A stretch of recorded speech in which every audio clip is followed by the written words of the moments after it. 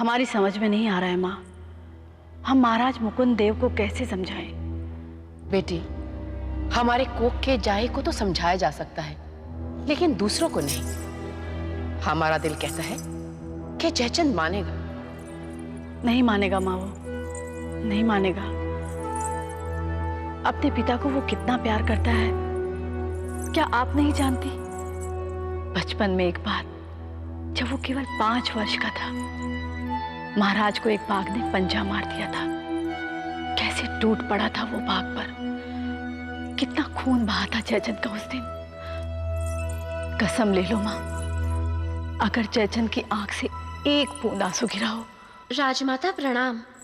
राजकुमारी नयनतारा आपसे मिलने की आज्ञा चाहती हैं। राजकुमारी नयनतारा इस समय? जाओ उन्हें अंदर लेकर आओ। माँ,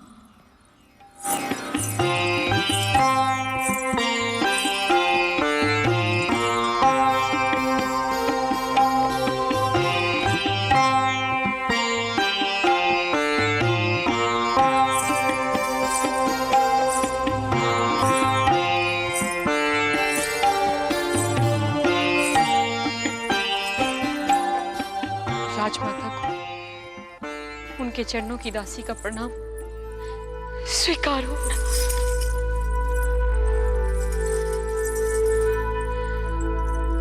राजकुमारी आप यहाँ?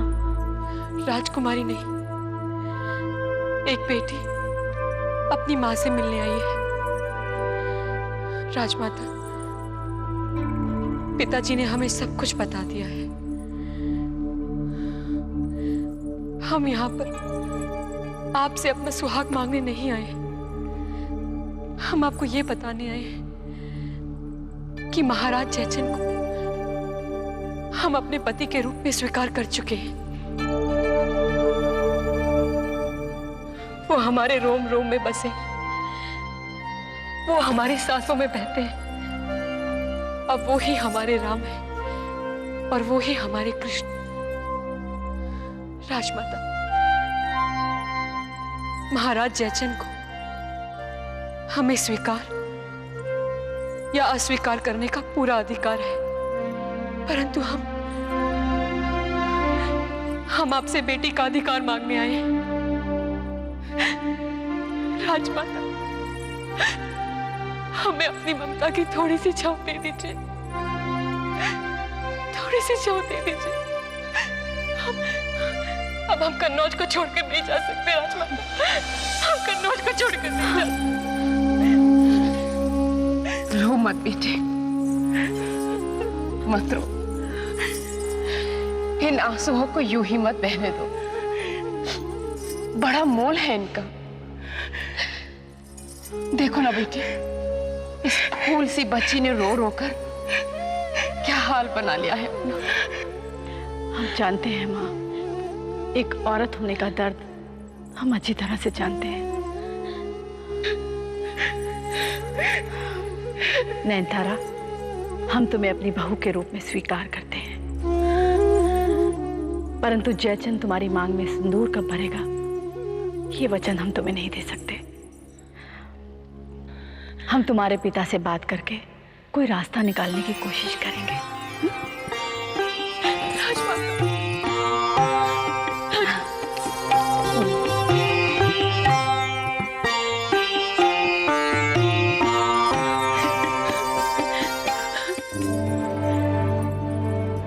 राजमाता, हम महाराज जयचंद की भावनाओं का सम्मान करते हैं, परंतु इसका अर्थ ये नहीं कि हम बीते हुए कल को पोटली में बांधकर सीने से लगाए आंसू बहाते रहें।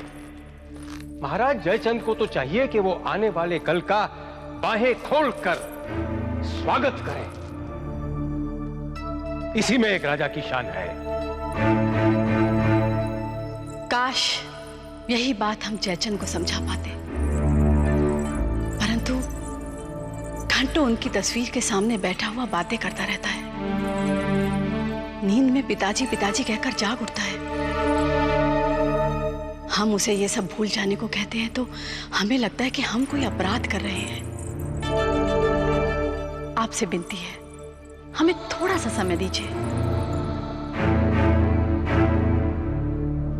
हम जल्दी ही राजपुरोहित से कहकर दूसरा लग्न मुहूर्त निकलवाने का प्रयास करेंगे।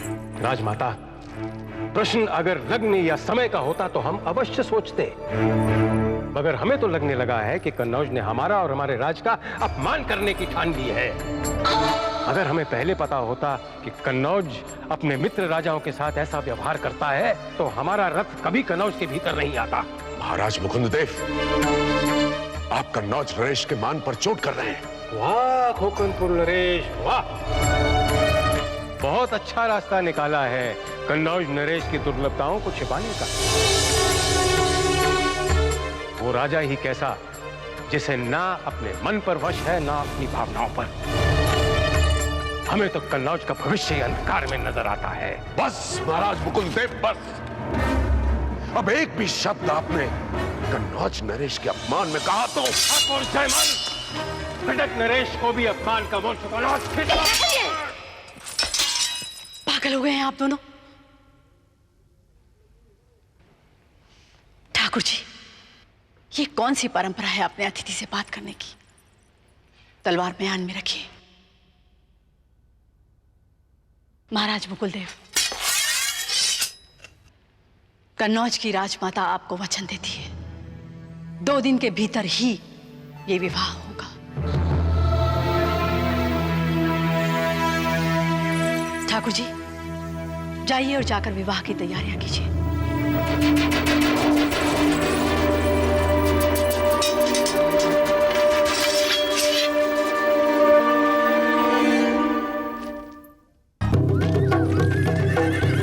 सुनो सुनो सुनो, कन्नौज के नगरवासियों सुनो। बहुत ही हर्ष का विषय है कि हमारे महाराज जयचंद का विवाह कटक की राजकुमारी नयनतारा के साथ होना निश्चित हुआ है।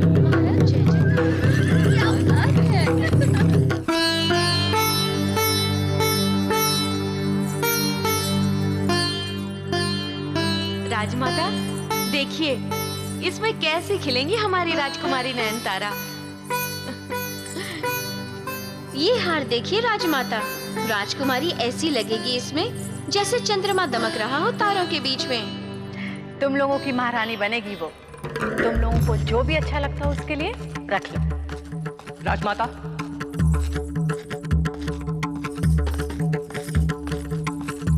ये क्या सुन रहे हैं?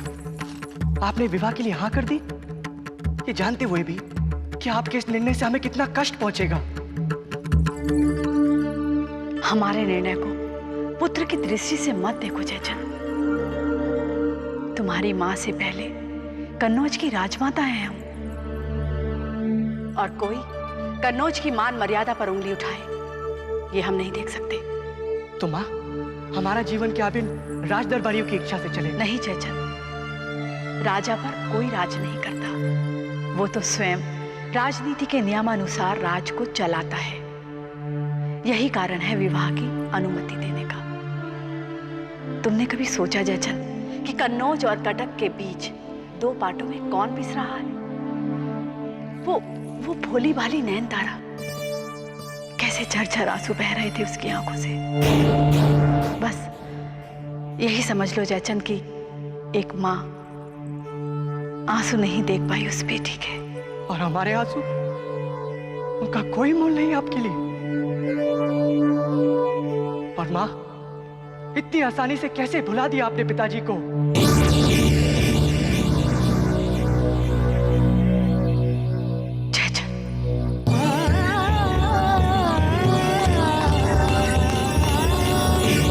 देखिए महाराज, देखिए क्या कह रहा है आपका ये लाडला बेटा कि हम भूल गए हैं आपको। बताइए इसे, हम तो उसी दिन मर गए थे जिस दिन आप हमें छोड़कर चले गए थे। बताइए इसे, बताइए कि क्यों जीवित हैं हम, और हमें दुख है क्यों जीवित हैं हम। हमें भी अपने पास बुला लीजिए महाराज, हम और जीना नहीं चाहते। बुला लीजिए हमें अपने पास।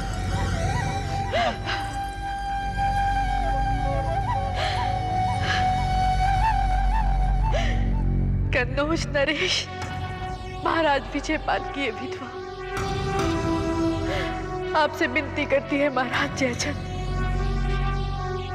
हमारे पति के दिए हुए वचन का मान रख लीजिए, नहीं तो हम उन्हें मुंह नहीं दिखा पाएंगे। माँ, हमें क्षमा कर दो, हम खुद के बाहर कुछ नहीं देख सके, हम खुद से बाहर कुछ नहीं देख सके।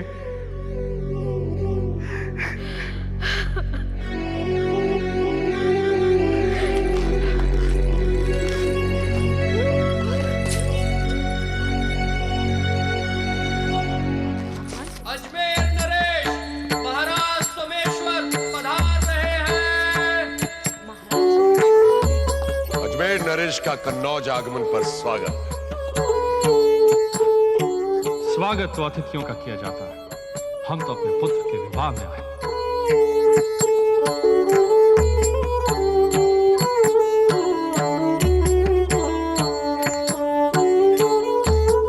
महाराज, महारानी कमलावती नहीं दिखाई दे रही।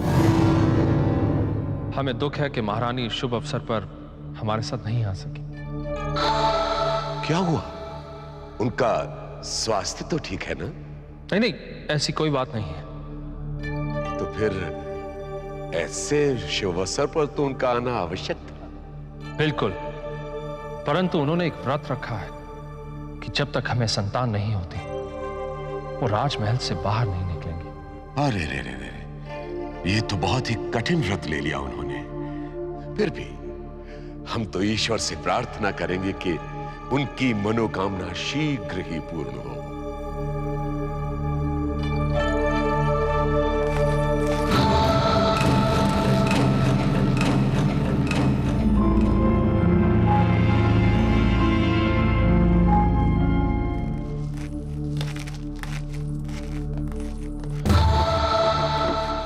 समय कब करवट ले ले कुछ कहा नहीं जा सकता महीपत।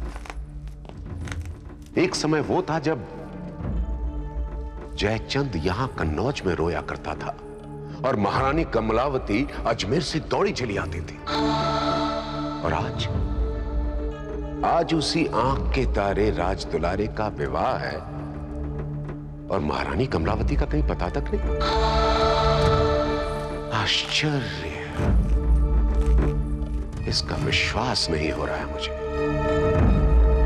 महीपत, क्या यह संभव है कि कृष्ण मथुरा में विवाह रचाए और यशोदा यमुना पार न आए? ठाकुर जी, ये कलयुग है, इसमें सब कुछ संभव है। नहीं नहीं महीपत,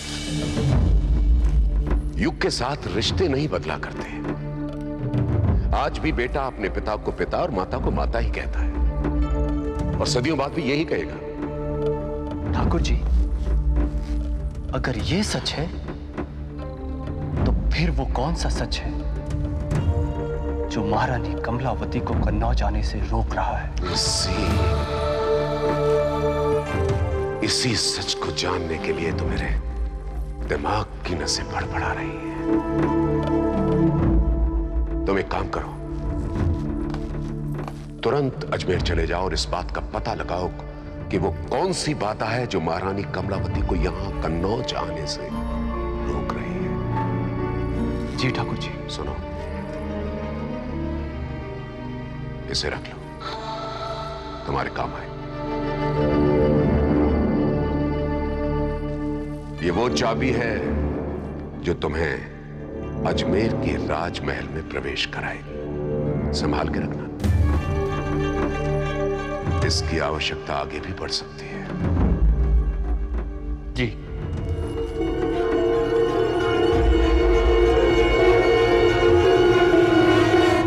देखिए, जब तक आप अपना सही सही परिचय हमें नहीं दे देती, आपको उनसे मिलने नहीं दिया जा सकता। आपको इस बुढ़िया का तड़पता हुआ दिल नहीं दिखाई देता? अरे ये मेरी बतराई आंखें पहचान नहीं देती मेरी। ठीक है, अगर ऐसा ही है तो ये लीजिए, ये अंगूठी महाराज के पिताजी ने दी थी।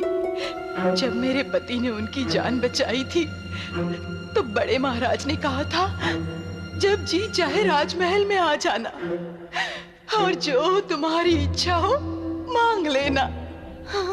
लो।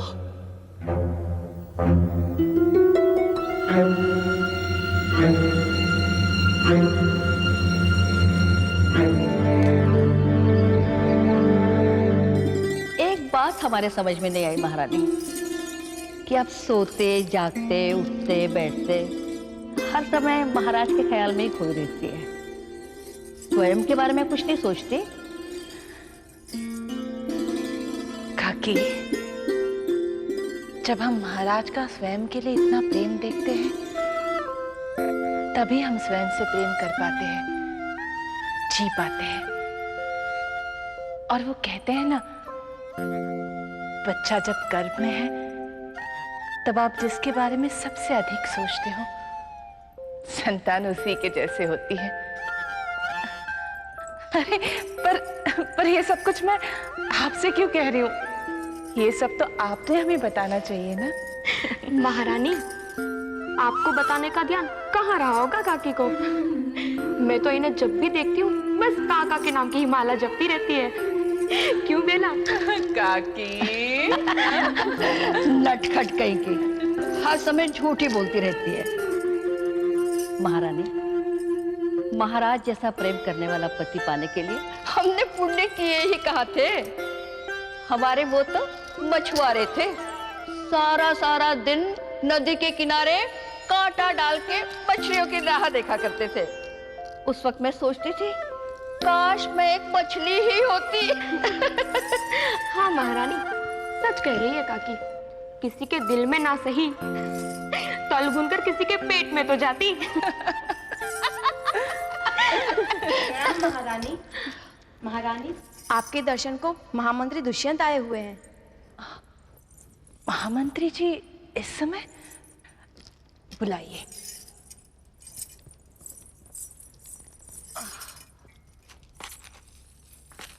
महारानी जी को प्रणाम।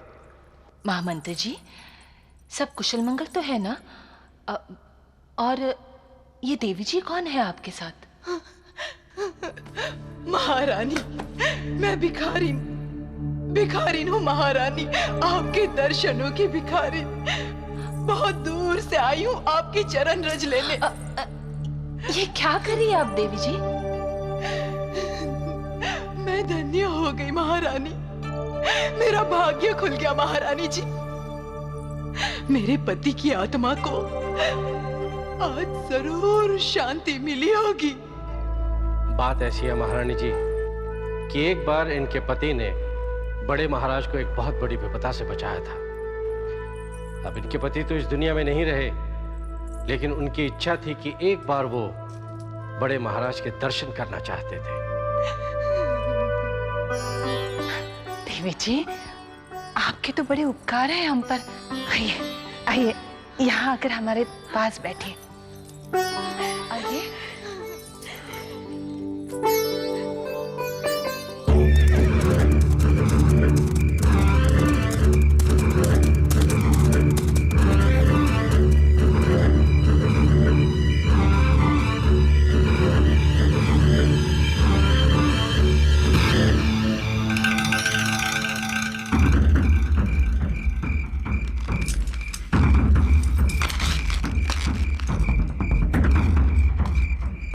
बोलो, क्या समाचार है? बताती हूँ। मैं महारानी के पास गई थी। महारानी, आपको देखकर लग रहा है कि अब वो दिन दूर नहीं कि जब कुंवर जी की किलकारियों से राजमहल गूंज उठेगा। सब भगवान पुष्कर जी की कृपा है माँ जी। 8वां माह चल रहा है। बहुत अच्छे। तुम्हें यहाँ आते हुए किसी ने पहचाना तो नहीं ना? इस बुढ़िया का भेद पाना इतना आसान काम नहीं है। वो अंगूठी कहाँ है? हाँ, ये लीजिए और लाइए मेरे काम का मूल। मेरा पति मेरी राह देख रहा होगा। ये क्या कर रहे हैं आप? गंगा घाट भेज रहा हूं तुझे, तेरे पति के पास। वहीं तेरी प्रतीक्षा कर रहा है।